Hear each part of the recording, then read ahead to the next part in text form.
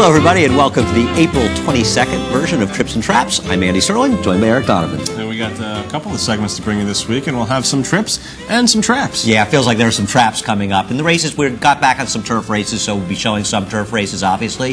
But, of course, this is the last episode we'll be filming at Aqueduct, because we'll be at Belmont next week. And just a quick reminder, we'll remind you again, we're going to be filming on next Thursday. So we get back to Belmont, don't expect an episode until maybe Thursday night or Friday. But we'll be covering Aqueduct while we're at Belmont next week, as we still have a week to go. Well, let's get to the first race here on this segment. The first race comes from April 17th, race number 1. This is a claiming race for fillies and mares, $35,000 to $25,000. We're looking at the 6 Sneaky Girl, who gets off to a poor start, and also the 1 Boss Tiffany, who's going to have some traffic trouble. Yeah, no question. Both of these horses are compromised at different times in the race through some trouble. Obviously, Sneaky Girl breaks a little slowly there, and she doesn't have any speed, so she drops back a lot after that, making it look worse than it was, but she did break about a length slow. And of course, as we'll see very shortly, Boss Tiffany is going to steady right in here on the inside, and if you keep following her on the inside, she'll steady again. However, this is a situation in the race where if you make, and there's the first steady, and maybe it's a situation of a horse that needs to rate, and she sort of steadies back there, or she'll get in more trouble again, as I said, but I still think dynamics very much overruled any trouble. Absolutely, and you could almost make the argument that with the pace going on as fast as it was, they just hit the half-mile pole, the quarter was in 22 seconds flat, the half is going to go in 45 flat. You can make the argument that the fact that these horses got in trouble may have actually helped them in this race. Yeah, it certainly didn't work against them. You know, and also when you think about Boss Tiffany, who ends up winning the race, she had the rail. She needed to get herself somewhat off of that rail and get into position. You're going to see her moving towards the outside very soon. She's splitting horses in the 2-path, and there on the inside in last is Sneaky Girl in the white silks, and basically Boss Tiffany has white silks but the red hat.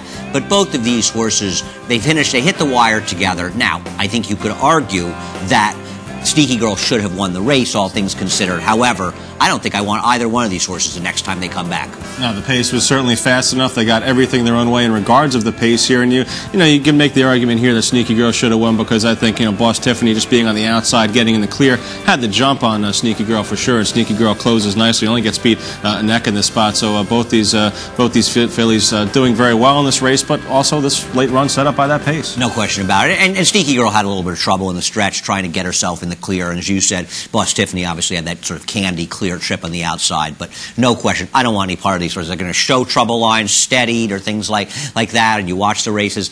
I don't care about that stuff, little steadies here and there in general. Dynamics rule, and this is a case of a race that the horses that you might want out of this race are ones that were involved in the pace. You certainly don't really want the closers. Well, the dynamics of our next race is certainly going to be a lot different than they were in the race we just showed you. We're going to move on to the turf for this second race, and this is the 4th race, actually, from the 17th, a claimer on the turf. We're going to look at an entry here from Joe Lestrito, the 2 Small Potatoes, the 2B Dancer Fashion. Also, we're going to throw the 3 City Vicar in the mix as well. Actually, I'm not sure. From a dynamic standpoint, there's some similarities in that this is a race that kind of falls apart in here. Now, let's just say at the start, this is not the strongest field in the world, but we're going to watch on the first turn as things come together. You have the 2B entry. The 2 is Small Potatoes. The 2B is Dancer Fashion. City Vicar is the 3 and is actually between them. And all of these horses have trouble of their own. Yeah, I think the key part of the trouble for these horses is going to come up here as they kind of make their way off the turn, and you're going to see the 1 on the inside, a wise pitch, lose the irons there, and going to make an outside run here. But you see the 3 horses that we're talking about before, Dancer Fashion, who's on the far outside. City Vicar's actually in between these horses, and down toward the inside is Small Potatoes.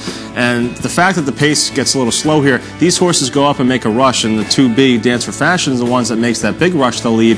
After making a kind of a move to the front, now you see the 2 Small Potatoes kind of be taken back, and also City Vicar being taken back. Andy and I were trying to have a discussion here.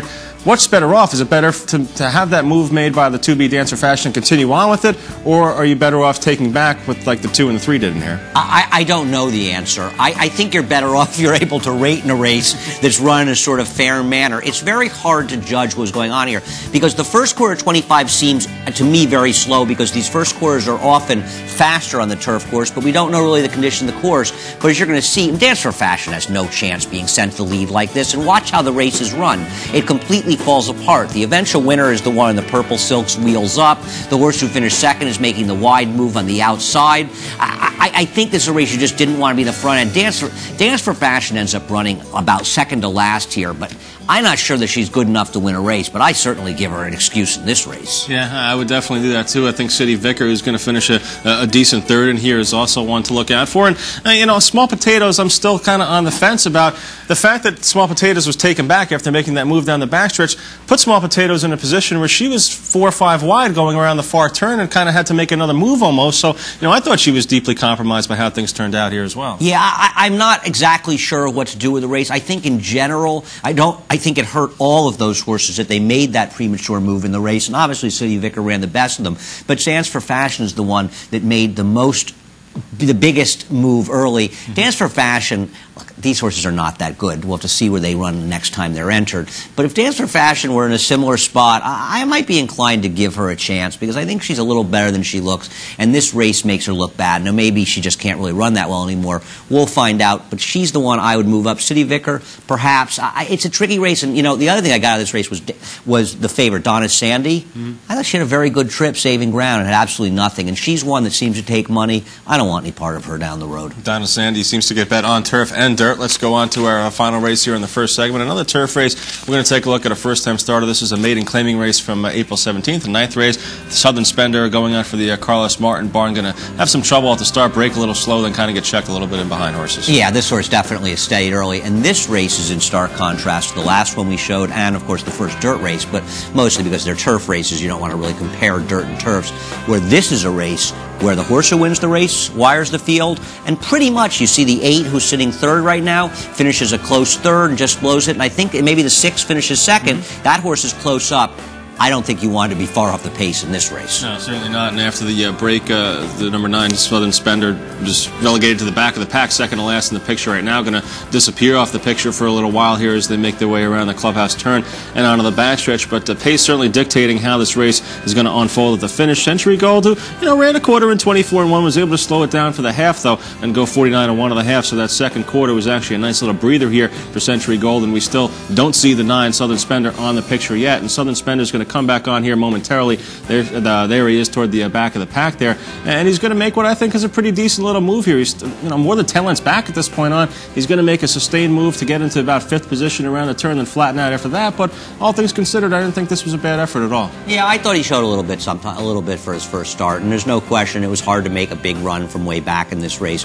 Nobody came close to doing it, so I would kind of move this horse up a little bit. Now, once again, it's a question of what kind of races these horses find themselves in the next time they run and how much stiffer the competition gets when we come to Belmont. You need to handicap these on a sort of race-by-race basis. But there's no question that Southern Spender is making a real run here, at least in the race, and showed something for a firster. Yeah, I think a second time out, this is one you can bank on some improvement. You know, also consider that going long first time out is nothing easy to do, and then you also have to overcome the pace situation here, which definitely helped out the winner, Century Gold. Yeah, and Macho Chick, who's finishing third here, the 8 horse who's second right now, I expect this horse to cut back to 6 furlongs when we get back to Belmont on the turf, and not going to be a big price, but probably going to win its next start. Thought it made a premature move here, mile too far. Anyway, that does it for the first episode of Trips and Traps. We want to remind you again that we'd love to hear your comments and emails and thoughts on our show, Races We Can Show, and that email is